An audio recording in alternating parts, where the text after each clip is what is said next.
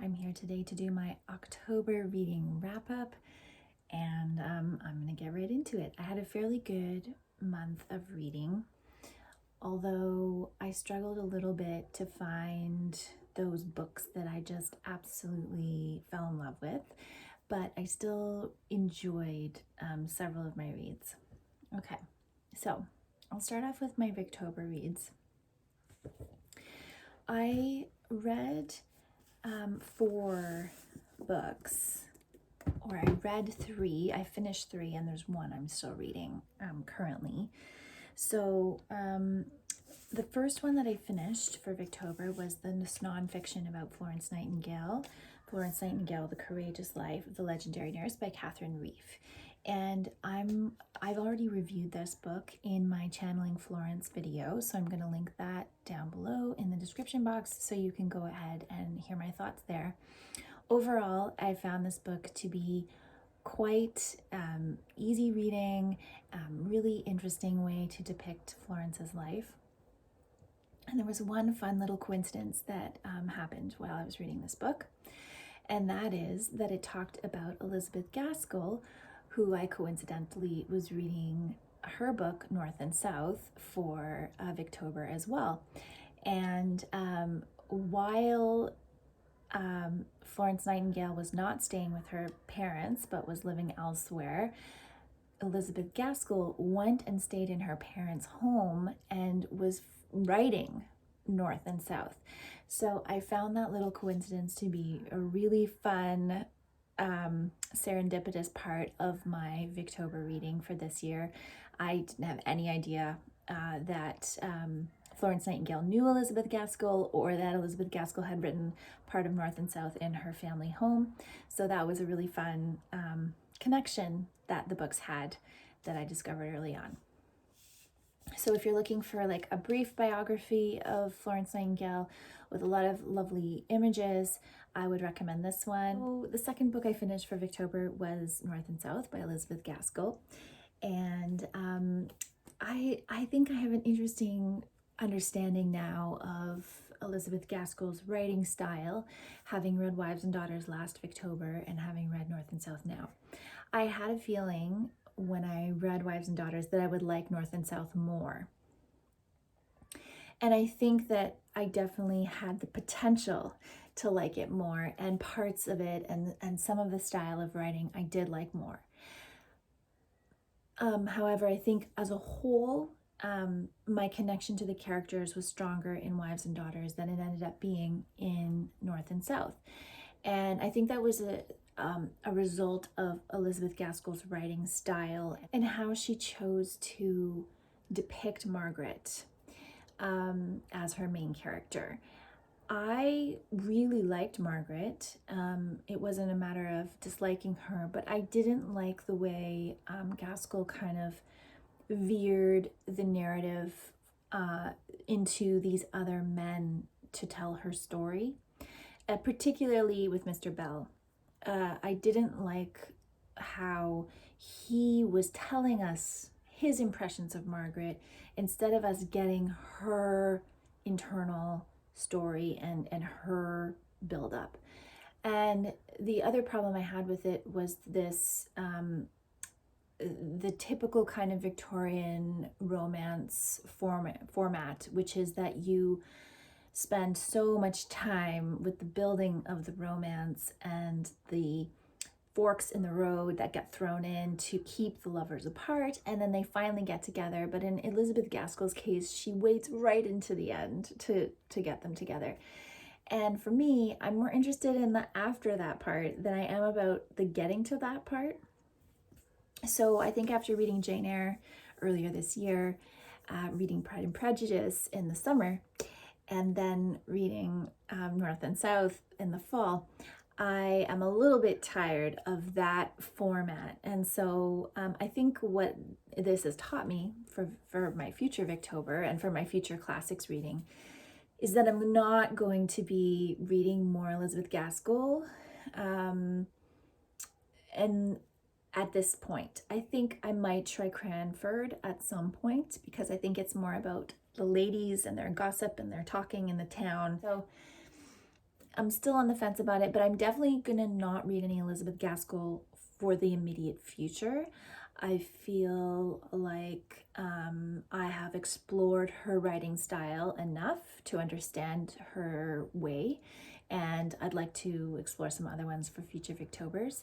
So yeah, I think finding your way when you're reading Victorian literature and you're trying to figure out which writers you like and which writers fit with your reading personality is a bit of a journey. I would say so far my favorites is Thomas Hardy, and I do really like the two Dickens that I have read as well. I'm still very committed to delving into more of the Bronte sisters. I definitely want to read Anne Bronte next and then reread Wuthering Heights, because I read that when I was 16 or 17. So I'd like to reread it as an adult and see how I feel about it now. But yeah, I'm just going to keep a wider berth, I think, for the next few Victobers and for the next year in terms of my classics reading. And I really haven't decided what classics those are going to be yet, and I will kind of leave that up to a whim a little bit. I also think I may try to listen to more classics on audio, because I think I'm a bit more successful listening to them than reading them. They seem to be easier for me to get through when someone else is animating the voices.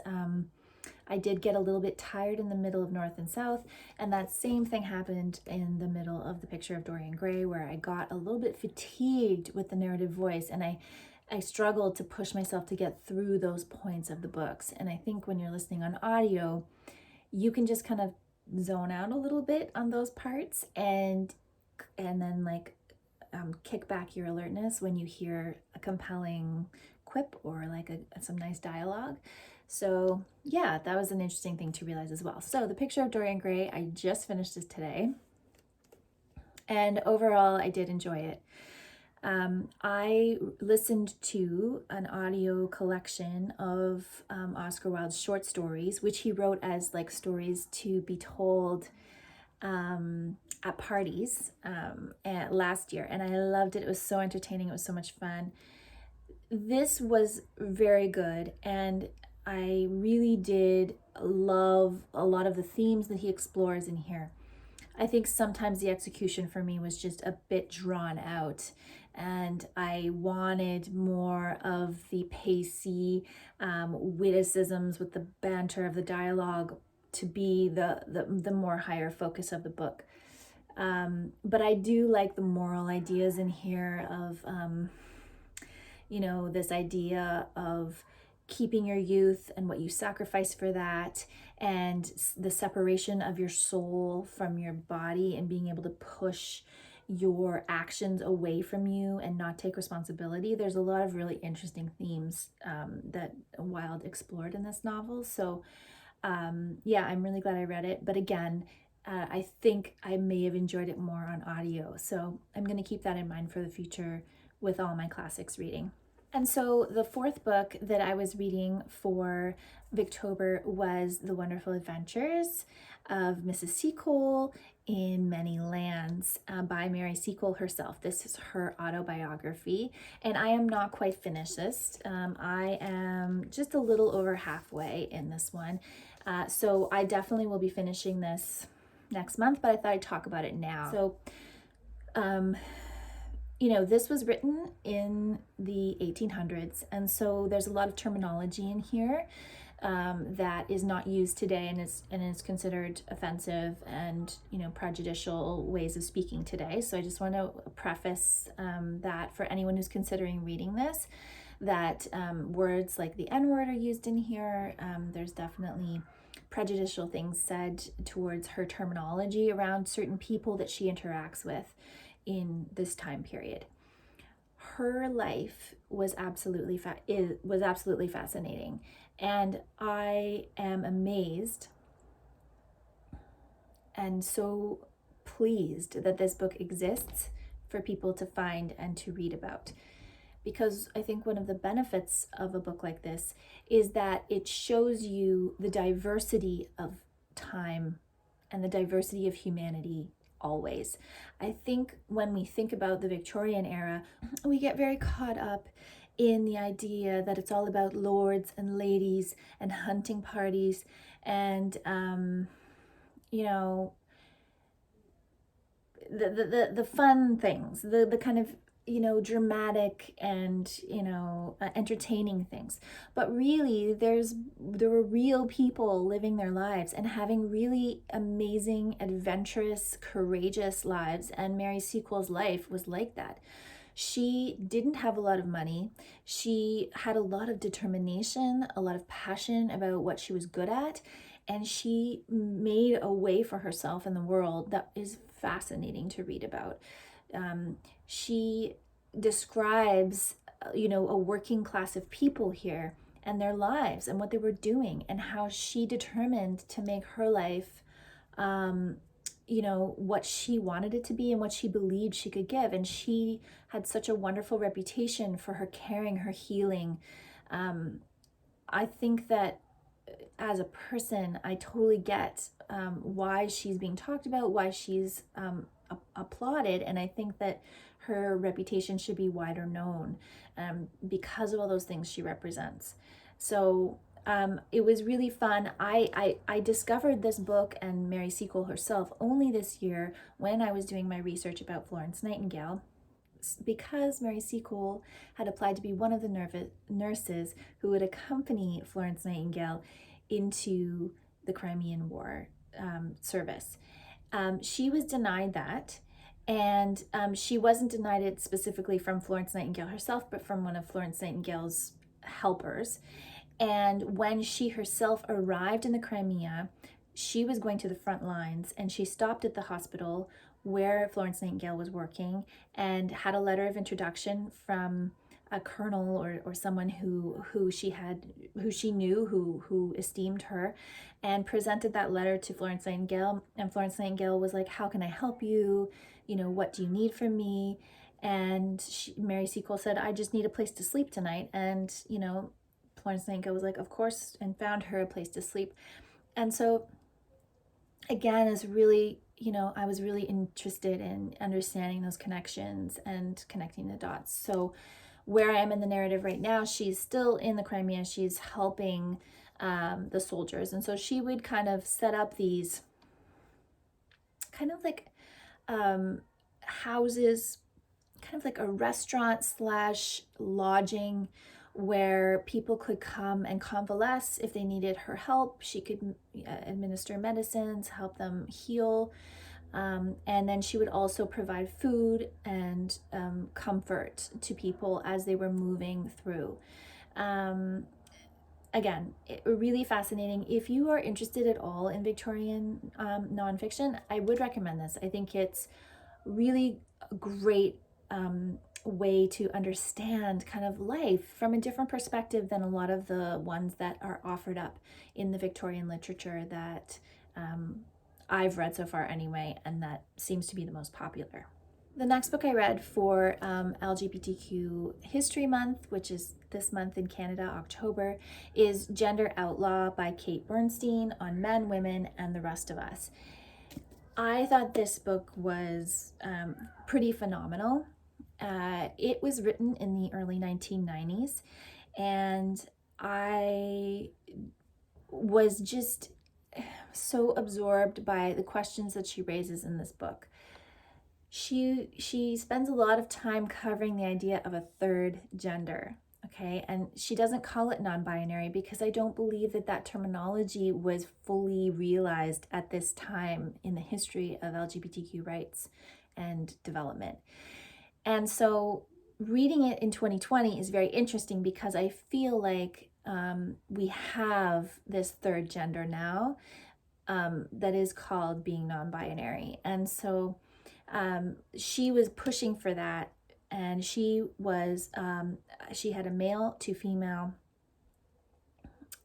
transition, and she describes that quite in detail in this book. She describes how she felt living as a woman before she had that transition, and she also just pushes questions that are such important questions, and really made me think about my own gender identity as a cisgendered person. Because what she was trying to say was what makes you the gender that you identify as, and what identifiers can you list for me that make you what you are. And that pushes people, and I like that. I like that challenge. I like that challenge to myself to say what makes me identify as a woman. What are those things that I gave birth, that I can menstruate, that I have a vagina, all these different ideas. Like, what are the things that make you a woman, and what makes me a man, what makes someone else a man, what makes someone else neither of those things, and how can we exist together, respecting the fact that we can have all these qualities and they don't have to equal what our gender is, and how gender is actually very prescribed and created in order to control people, put them in boxes, and keep them in a specific role in society. So ultimately, you not being a man means that the men have the power, etc., etc. It's a lot, and it's all in here. A third of the book is a play that she wrote and performed, and I did not read the play. I just didn't feel that was the part of this book that I was interested in at this time. I own this copy, so in future I may go back and read it.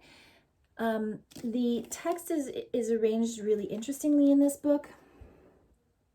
There's a lot of different sections like this, and I found that that really helped with the way you could kind of digest the information and digest her thoughts. So some of them are quotes by research she's done, some of it is her own story, some of it is observations and such. So very well organized. If you're interested in learning more about being transgendered, how that played out for Kate specifically, I think this is a really great book in terms of helping to educate, to ask questions, to push the conversation into different areas.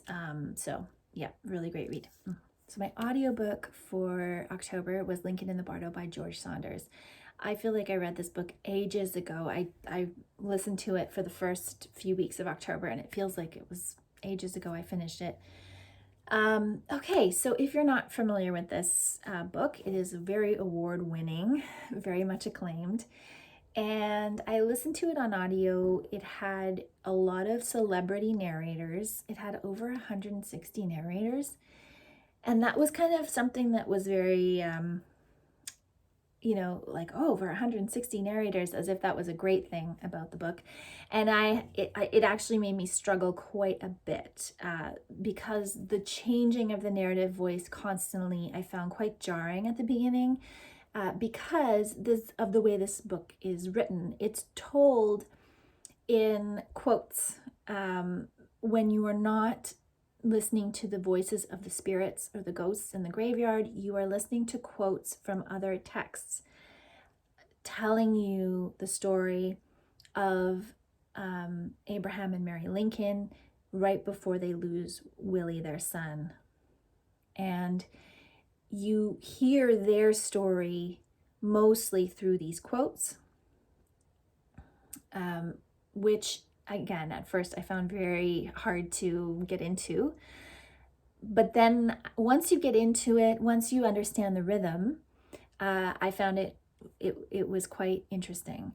And I loved listening to the spirits and the ghosts and their internal dialogues and all the crazy things that happened to them and how they represented all these different aspects of society, how their perceived sins carried on with them into the afterlife, the struggles, all those things. So it was, I think, a really appropriate read for October because I was looking for something kind of spooky and otherworldly, and it certainly felt like that.